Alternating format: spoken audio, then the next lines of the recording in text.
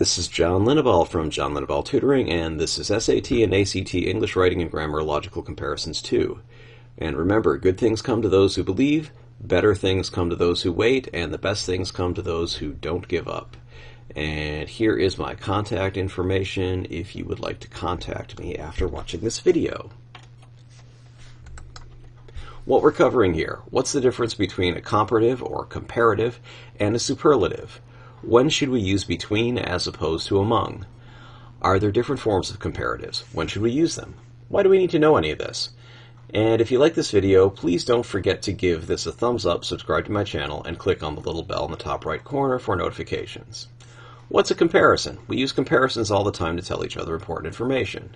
Comparisons help people understand something you're describing that they haven't seen, touched, smelled, heard, or tasted by letting them know what common things the thing you're describing is like. The box I used to mail it was about the size of a shoebox. He's about as tall as Jim. It's important that comparisons make sense, that is, that they're logical comparisons, so that's what a logical comparison is. So what's a comparative or superlative adjective? Well, a comparative or comparative adjective describes something as having more of some quality than another thing. My milkshake is better than yours. My milkshake brings all the boys to the yard, and they're like, it's better than yours. Damn right, it's better than yours. One shake is compared to another one. A superlative adjective means that something has the most of a quality out of more than two things / people / places with that quality. But a Shakeland shake is the best, so no other good... I'll try that again. No other shake is as good as a shake from Shakeland. Really? That's it? I know, you're thinking, a logical comparison is one that makes sense, so a logical comparison is a comparison that's logical. How helpful.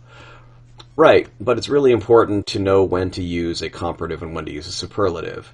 Basically, comparative means more and superlative means the most. In fact, superlative can be used as an adjective, usually meaning the best, such as, all of our sales associates are trained to give superlative customer service, something like that.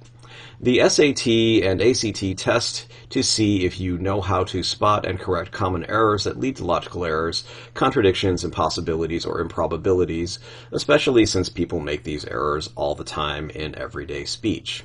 You can listen to just about any routine by George Carlin or many other comedians who will point out stupid things that we say every day that if you actually listen to what you're saying, they don't make sense.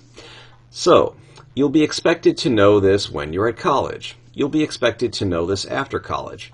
And knowing this sort of thing will make you feel smarter. It should, since your writing will be easier and more interesting to read, and you'll sound smarter than you would otherwise. Okay, so comparative adjectives. An adjective such as good. The comparative or comparative is better. Tall, someone who's more tall is taller. Someone or something that is more hot is hotter. Cold, colder. Old, older. Young, younger. Fast, faster. Slow, slower. We get it. Most comparatives are just the adjective with the suffix er added to the end, but some are irregular. For example, better is the comparative form of good. Superlative adjectives. Okay, something can be good.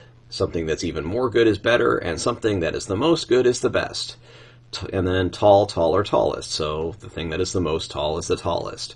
Hot, hotter, hottest. Cold, colder, coldest. Old, older, oldest. Young, younger, youngest. Fast, faster, fastest. Slow, slower, slowest. You get it. Most superlatives are just the adjective with the suffix est added, so the ist added to the end, but some are irregular. For example, least is the superlative of little. Irregular adjective forms. Okay, so we have the adjective good, better, best. Notice it's not good, gooder, goodest. Bad or ill, it's bad, worse, worst, or ill, worse, worse. So I'm feeling ill. Oh, now I'm feeling worse. Oh, God, this is the worst I've ever felt. Bad. Well, that's bad. Oh, man, that's even worse. That's the worst. Little, less, least. Okay, much, more, most. Far is when we're talking about a distance. So, oh, wow, that's really far. Hey, but this place is even farther. Wow, but this place is the farthest. So, I don't know, New York is far from San Francisco. And London is even farther. And Sydney, Australia is the farthest from San Francisco out of those three cities. Many, more, most. Okay. And far, to an extent, you really took it too far. Oh, now you're taking it even further. This is the furthest beyond the line that anyone has ever taken this joke. Please stop doing that. Something like that. When to use more or most instead of or est. If an adjective has two syllables and you're not sure would work, use more instead.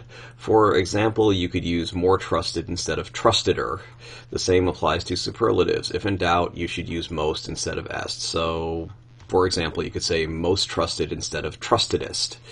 Yeah, trustedest just doesn't sound right. So just use your instincts, use your judgment. What sounds right? If an adjective has three syllables, use more and most.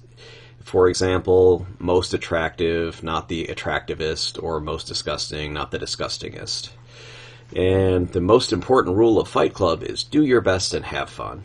I have a t-shirt that says something a little bit like that. It's the third rule of Fight Club is do your best and have fun. So you can use the suffix er, or more to compare two things. I am taller than Bob, but shorter than Fred. I think Ashley is more attractive than Jill, but less attractive than Kate. Chicago's O'Hare Airport is busier than Atlanta's Hartsfield Airport, but O'Hare is physically smaller than Hartsfield. Use est or most to compare three or more things, or people or places. Gordon is taller than Napoleon, but shorter than Barack. So Barack is the tallest of the three of us. Notice that you could say Barack is the tallest and leave out the rest. You don't have to say he's the tallest of the three of us. Everyone will know what you mean. I think Ashley is more attractive than Jill, but less attractive than Kate. So I think Kate is the most attractive of the three. Again, you could just say, so I think Kate is the most attractive. And using the right comparative or superlative makes your speech more precise. They can help you avoid smart aleck responses. You won't have to say things like, oh, come on, you know what I mean. They can help you avoid legal ambiguities, that is, smart alecky responses that can lead to real consequences in contracts, property law, criminal law, and the like. Something like, I said I would make a good effort, not the best effort. So in a contract, you might want to say, you are to make your best effort. The parties agree to use best practices. In industry, usually, the best way of doing something is the best practices, which then becomes the common practice. I said I'd sell you a good car, not the best car. Don't annoy me farther. No, don't worry, I'll stay close to you while I annoy you. Don't annoy me further. So make sure you use the right comparative term. It helps you detect ad puffery. Advertising companies will often advertise a product as having new, better taste, or 30% larger. These comparatives are meaningless without something to compare to the product. The bread being advertised may be advertised as having a better taste, and it may indeed taste better than garden mulch. Didn't say what it tastes better than, right? A candy bar may be 30% larger than a smaller bar that costs the same price because the smaller bar is made of better chocolate. Might be 30% larger than a pink pearl pencil eraser, one of those pink pencil erasers. Doesn't say. Could be 30% larger than a Matchbox car. Moron, or moron like an idiot. Advertising puffery. I've seen beer with ad copy on the can describing it as a most refreshing beer. I think it was Busch in case you care. Doesn't matter. Notice that most in this case just means very. It doesn't mean the most as in the superlative, like no other beer even comes close. This is the best tasting beer. And, not in the nothing is more refreshing sense. And even if it did, it wouldn't really matter because it's a matter of taste. If I think some kind of beer or some kind of food or some kind of soda or whatever tastes really good, it's the best tasting thing in the world, you might think, oh my god, this is horrible and makes me want to vomit. So notice that refreshing, it's something you can't measure objectively. There's no refreshment meter. What I find refreshing, you might find horrible and actually something you don't want anywhere near you. So it's a subjective quality, meaning it's a matter of opinion. And here we have Coors Light, which advertises itself as the most refreshing beer. At least I found some ads saying that when I did a Google search. And I found this ad, the world's most refreshing can. I don't know how a can be refreshing. What's in the can may be refreshing if it's a beverage, but the can itself doesn't seem like something that could be refreshing. Even for things that are objective, weight, how long the product lasts when used properly, how well it works, those are all things that companies like Consumer Reports tests, underwriters' laboratories will test for safety, etc. Nothing works better is still true if that product works exactly as well as all of its competitors. Let's say liquid dish soap. They all basically work about the same at the same concentration. They're going to clean your dish just as well as any other. So you can say, new Disho, no soap cleans better. And yeah, I mean, that's still true if you say cleans the same as Dawn or Palmolive or Ivory or any other soap you might use. Knowing proper comparatives helps you avoid the NARF. So knowing those comparatives can help you avoid genuine non-smart alecky confusion as to what you meant, where someone really doesn't understand what you're saying. But it also keeps some geek like this guy, the dreaded NARF, from criticizing you. So what's a NARF, or who's a NARF? NARF is Cleveland slang for a nerd's nerd. At least it was Cleveland slang in the 1980s. The kid nerds look at and go, "Oh my god, what a nerd!"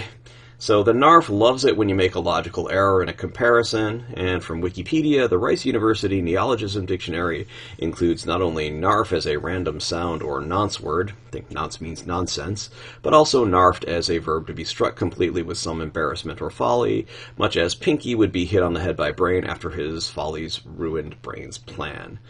So that's pretty NARFy. So comparatives can imply number. If you say something like, out of everyone in my city, I am the better at survival. Now the NARF will laugh at you saying, you're the better? You mean there are only 2 people in your city? Well, it might work here after some apocalyptic nuclear attack or something like that. It's like, peace sells, but who's buying? You can see the UN's been blown up and this guy here is selling it. It's for sale. And the Iron Maiden song, 2 Minutes to Midnight. So you see there's a little nuclear explosion or some kind of bomb explosion at what is probably was the UN. So both had the same idea. But anyway, after something like that, it could be, welcome to New York City, population 2. Be some kind of post-apocalyptic first-person shooter video game. In that case, you really could be the better out of everyone in your city because there's only 2 people living in it at that point. So, of course, under normal circumstances, you would say, out of everyone in my city, I am the best at survival. So then the NARF wouldn't laugh at you, because your city has more than 2 people in it. See also among versus between. Between implies 2 people or things. Just between you and me, I don't think the teacher knows this subject very well. You can also use between for more than 2 things when they're distinct, such as she had to choose between chocolate, vanilla, and strawberry ice cream for the party. I walked between the people in the square, however, would imply that there were 2 people in the square. Among usually implies more than 2 or non-distinct objects. Oh yes, she's among the worst-ranked teachers in the district, or I walked among the people in the square would imply more than 2. So it's a square full of people, you're walking through it, whereas if you said, I walked between the people in the square, oh, I see, it's late at night or early in the morning, there's only 2 people in the square, and I walked between them. Another use of among is among can also distinguish one person or thing from others.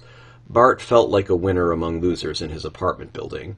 He had a steady job and nice clothes, while others worked irregularly and looked rather scruffy. He was a man among men, like these guys. See, they're pointing at their friend in the middle. Hey, this guy's the man, so he must be a man among men. And, of course, there's the Anthrax song, Among the Living, which talks about, I'm a man with the power among the living, follow me apart! Did you find this video useful? Please like it and subscribe to this channel. Neither action costs you anything. You'll always be alerted about my new and always free videos. Why do I care? YouTube doesn't give me any ad revenue unless I have 1,000 subscribers and 4,000 hours, that's 240,000 minutes, of view time in a year. So if you saw an ad on my channel, please know I didn't get anything from that. While many people are watching these, I don't have 4,000 hours of watch time, and I still don't have anywhere near 1,000 subscribers, even though I've been getting a lot more recently, and thanks to everyone who's subscribed to my channel.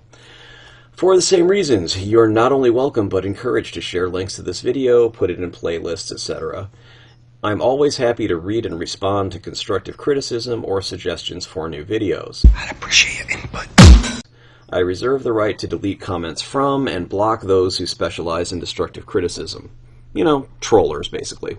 And I'm also going to block anything that is an off-topic post, remove anything that's an off-topic post.